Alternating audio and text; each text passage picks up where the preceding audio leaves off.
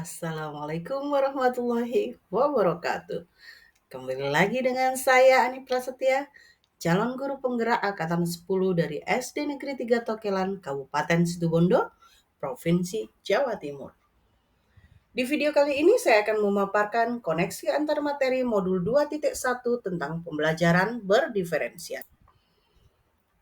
Apa itu pembelajaran berdiferensiasi? Pembelajaran berdiferensiasi adalah usaha guru dalam menyesuaikan proses pembelajaran di kelas untuk memenuhi kebutuhan belajar individu murid. Artinya, pembelajaran berdiferensiasi adalah pembelajaran yang mendukung semua murid di dalam kelas kita. Maksudnya apa ya?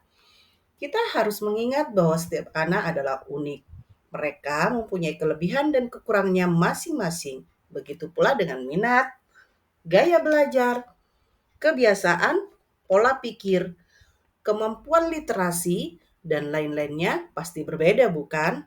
Nah, disinilah diperlukan usaha guru untuk dapat memenuhi kebutuhan belajar murid yang berbeda-beda, agar mereka merasa nyaman saat belajar di dalam kelas, dan tentunya tujuan pembelajaran dapat tercapai.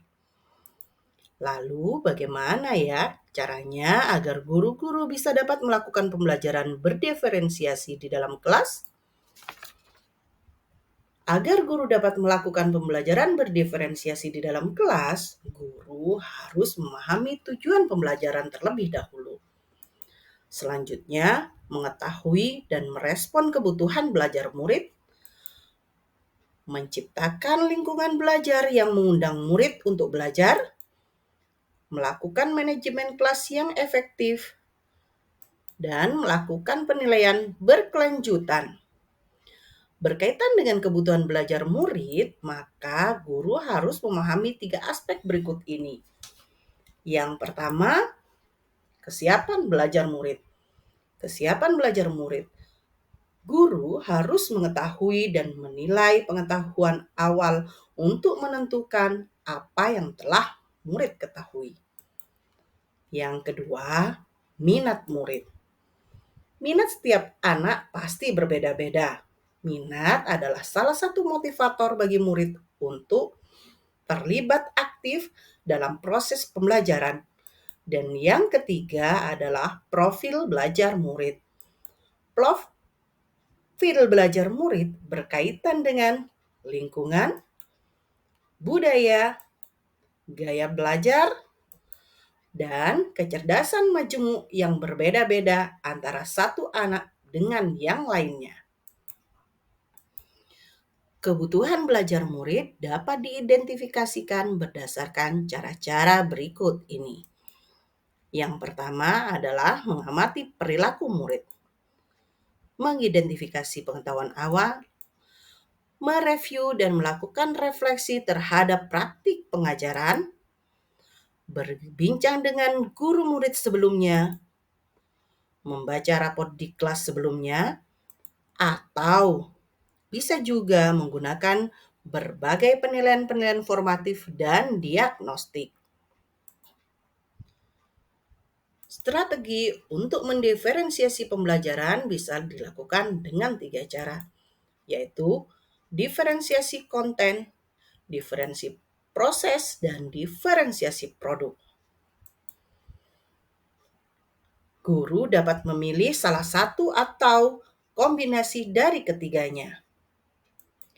Diferensiasi konten berkaitan dengan apa yang kita ajarkan, seperti materi konsep atau keterampilan yang perlu dipelajari berdasarkan kurikulum. Diferensiasi konten bisa dilakukan dengan membedakan pengorganisasian atau format penyampaiannya, bukan mengubah atau menurunkan standar kurikulum. Diferensiasi proses berupa kegiatan yang memungkinkan murid untuk berlatih atau memahami atau memaknai konten dengan cara membedakan proses yang harus dijalani oleh murid.